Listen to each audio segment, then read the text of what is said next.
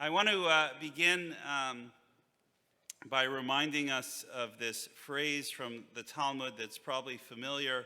Kol Yisrael aravim zeh bazeh. All Jews are responsible for each other. This phrase, Kol Yisrael aravim zeh bazeh, all Jews are responsible for each other, may be the most important concept in our Jewish world. The Jewish people is one single entity. We call ourselves Klal Yisrael, the totality that is Israel. In other words, the Jewish people have always and will always share a common destiny. We, the Jewish people, have always and will always need each other. But today we live in a time of intense individualism. And I feel that COVID-19 has only made matters worse. Social distancing magnifies the strain on communal entities. In our houses of worship, the very fabric of our active connections with one another wears thin. Individualism is impoverishing our lives and our communities.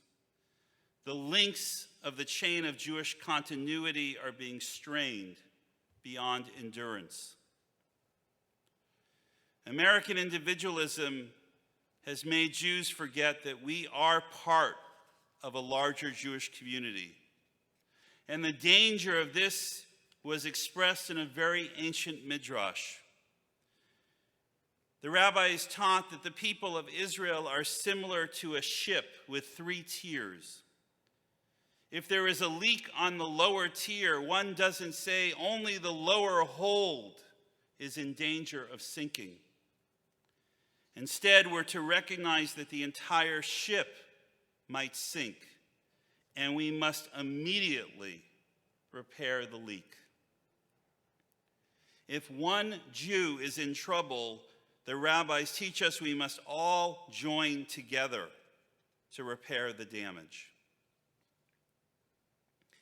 One of the first Jewish songs I learned as a child was Am Yisrael Chai, Od Avinu Chai. The people of Israel live, we will live forever. And as a child, the words stirred my soul. Am Yisrael Chai, Od Avinu Chai. The people of Israel live, we will live forever. Kol Yisrael aravim zeh bazeh. All Jews are responsible for each other. These phrases led me to dedicate my life to the Jewish people. And I thought about these phrases when I read the news on July 19th. Ben & Jerry's brand of ice cream announced that they would terminate their license agreement with an Israeli-based manufacturer. The company announcement said this change is to ensure their products, and I quote, will no longer be sold in the occupied Palestinian territory. Now, I was, like many, irate at this announcement, this one-sidedness. But on July 28th, I felt something much worse than anger. When Ben and Jerry themselves wrote a New York Times op-ed piece defending the company's decision. They began their op-ed saying, "We are proud Jews." And then they declared, "We are supporters of the state of Israel."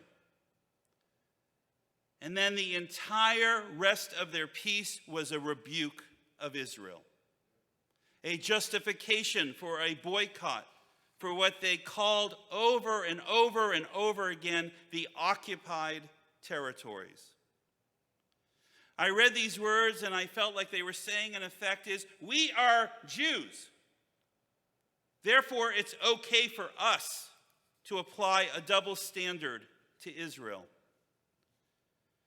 We are Jews, therefore it's all right for us to continue doing business in other countries with disputed territories, but we can single out Israel. We are Jews, therefore it's all right for us to not mention once the complications that come with the Israeli-Palestinian conflict. We are Jews. Therefore, it's all right for us to never mention the pain of our Jewish brothers and sisters who are victims of Palestinian-sanctioned terrorism. We are Jews, proud Jews.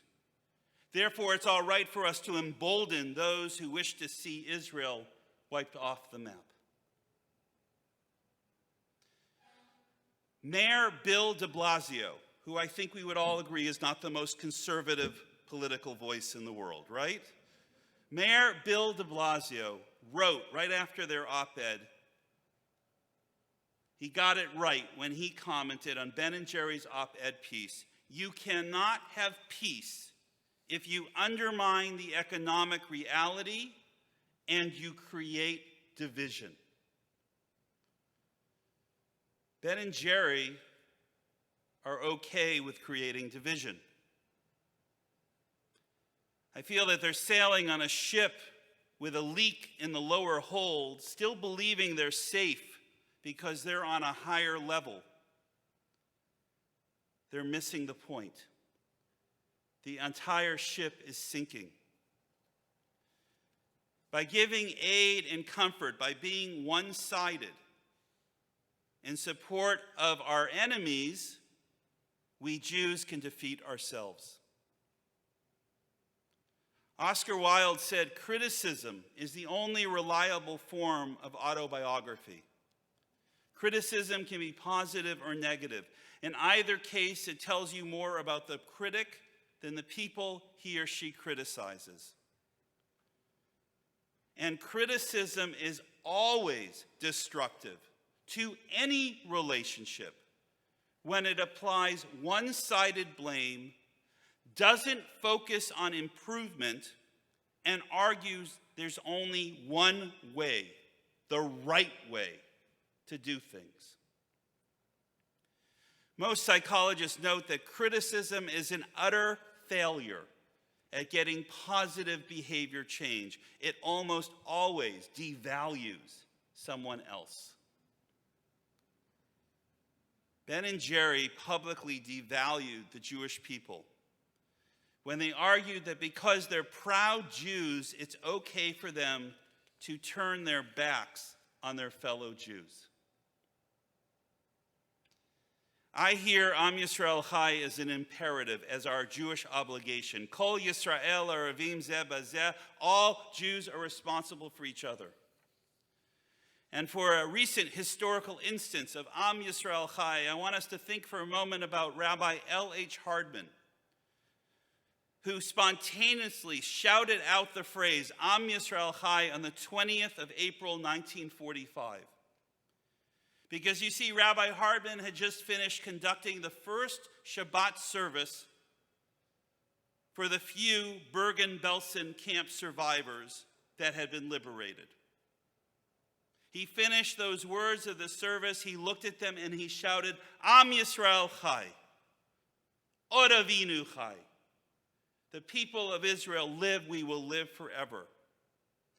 And what was the response of these Bergen-Belsen survivors, most of whom were weak from hunger, disease, who had endured the death of loved ones? After Rabbi Hardman shouted spontaneously, Am Yisrael Chai, the Bergen-Belsen survivors reacted by standing and spontaneously singing Hatikva.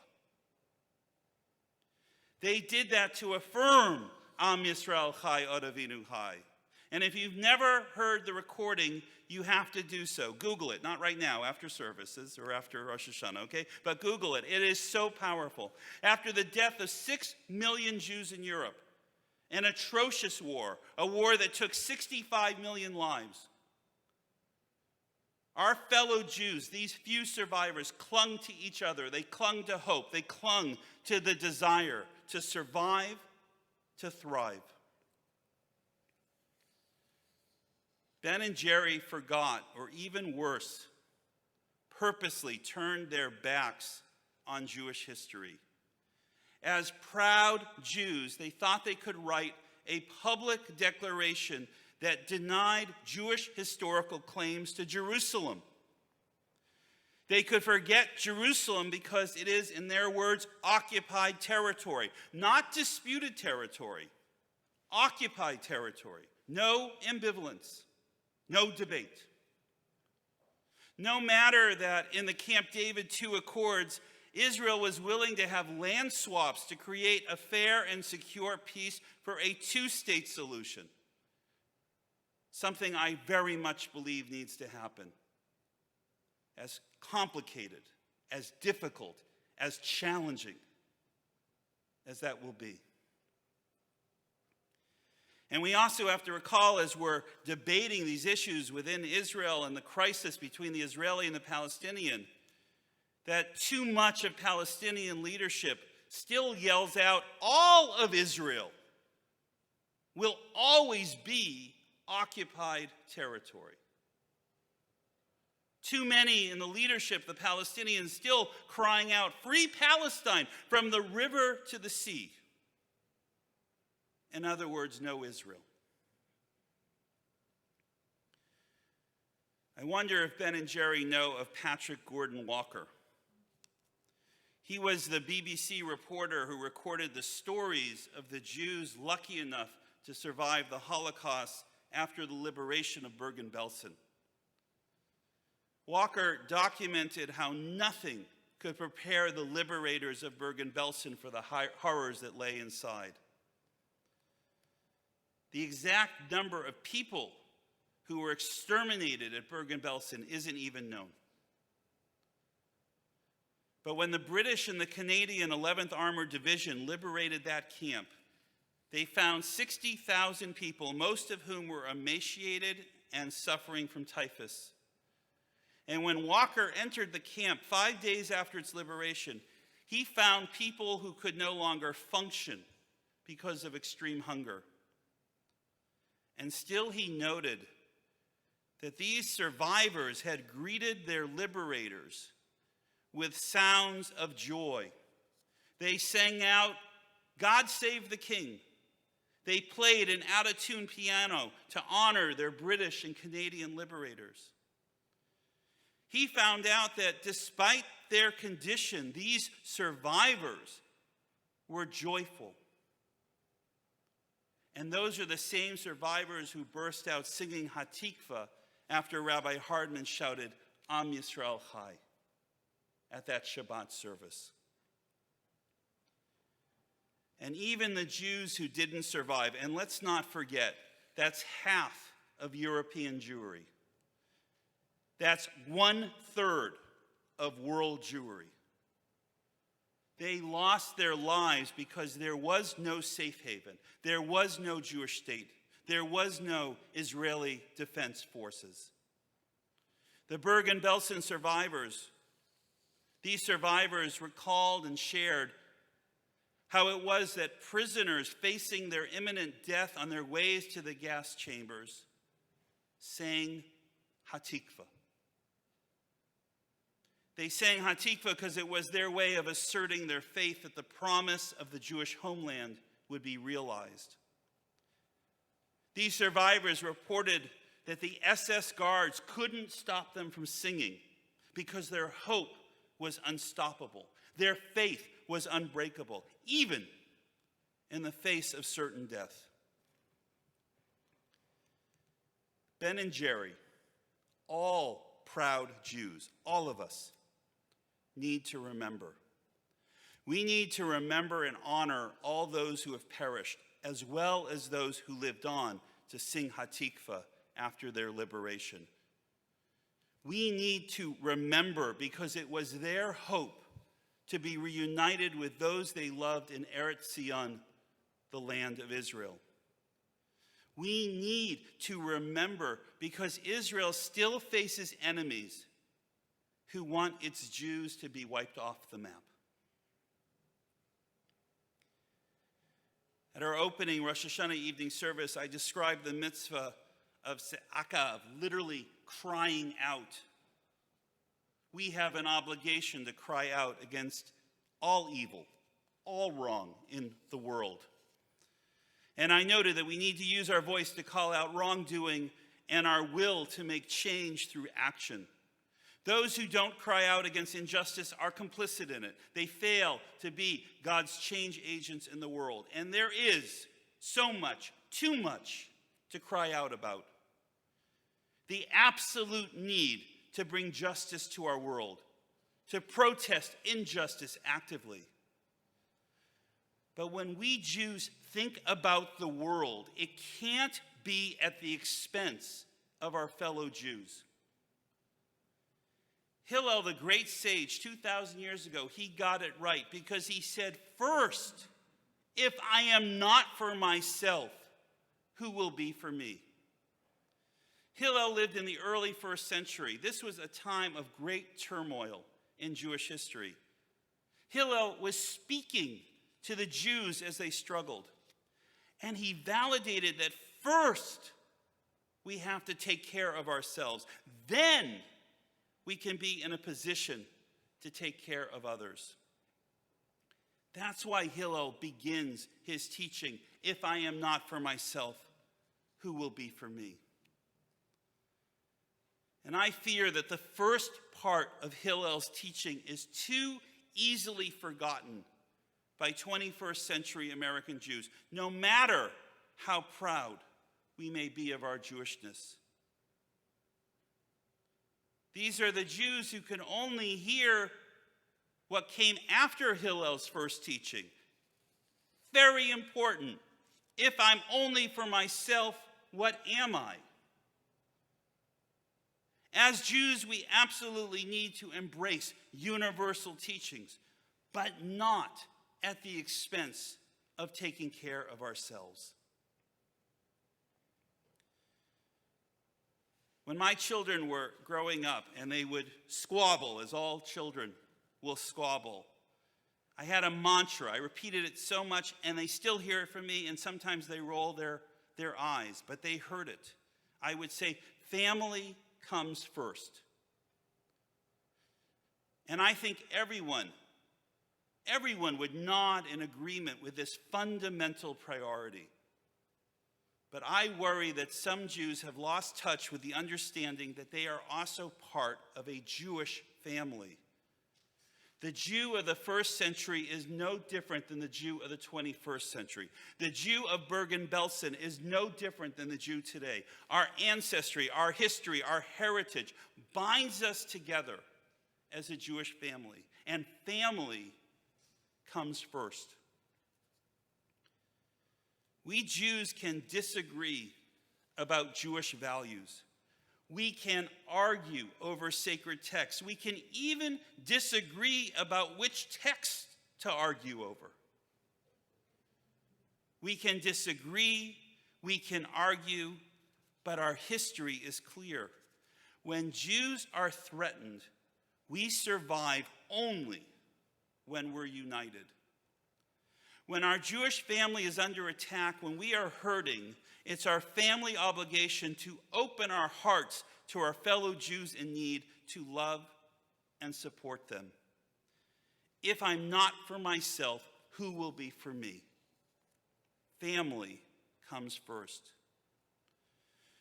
Jews who don't take the time to validate the suffering of their fellow Jews before they criticize the policies of the Israeli government have forgotten the first part of Hillel's teaching. Last May, Rabbi Erez Sherman, my colleague, and you might remember their wonderful rabbinic intern from 2005 through 2009, Rabbi Sherman wrote an article in the Jewish Journal in Los Angeles. As rockets were being launched towards Israel from the northern Gaza Strip, Rabbi Sherman spoke out.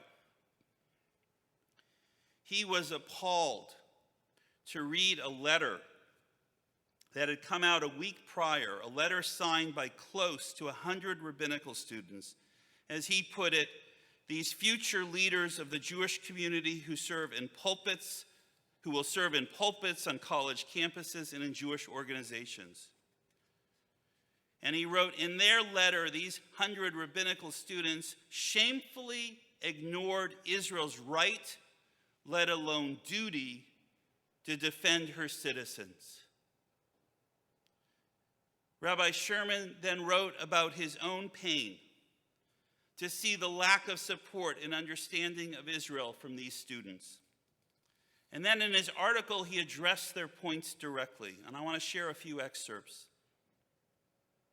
You claim that our tears must be directed to injustices, but where are your tears for the millions of Israeli civilians, Jews, Muslims, Christians, who've been huddled in bomb shelters for the past week because a terrorist group rained nearly 3,000 rockets on them?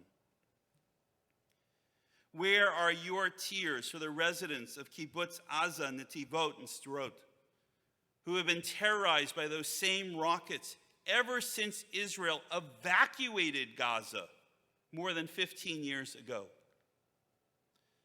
Visit their communities, where for years balloons have floated over the border for children to run after, only to find out the string was attached to an explosive. You seem embarrassed that Israel has been forced to have an army strong enough to defend its inhabitants. Here is the simple truth. If Hamas stopped raining rockets on Israel, this conflict would be over. If Israel stopped defending and retaliating, it would be a slaughter. Rabbi Sherman's article concluded, we need to look at the realities we've been denying. We need to allow ourselves to feel the hurt and build from there. If I'm not for myself, who will be for me? Family comes first. We should all hold in our hearts a desire for peace, a fair and secure solution to the challenges that confront both the Israeli and the Palestinian. But our desire for universal peace can't be a higher priority than concern for our fellow Jews. It is true that Judaism is a religion, but it is just as true that there is no anti-Semite in history who viewed a former Jew, now a declared atheist, as grounds to exempt that Jew from persecution. And that's just one major reason why we don't turn our backs on our fellow Jews. The Shoah, the Holocaust, is a living memory. Anti-Semitism and anti-Zionism matter. We can't care more about partisan politics than the love of our own Jewish family. And anti-Semitism is an attack on our family. Anti-Zionism is an attack on our family. The issues confronting Israel can't come before our love for our fellow Jews. And we must cry out against anyone, Jew or non-Jew, who doesn't support our own people. We have to cry out from every mountaintop. We will not accept the hypocrisy of those who hate us. We will not accept the evil of double standards. We demand the right to our own safety and dignity. Defending Israel, celebrating Zionism, is an inalienable Jewish right. During the Gaza conflict, there were hundreds of anti-Semitic incidents that took place during the 2 weeks of Hamas's attacks on Israel. Our response as a Jewish family should have been united in support of our Jewish brothers and sisters. We need to cry out. We stand in solidarity with the people of Israel, for they are us, their history, is our history.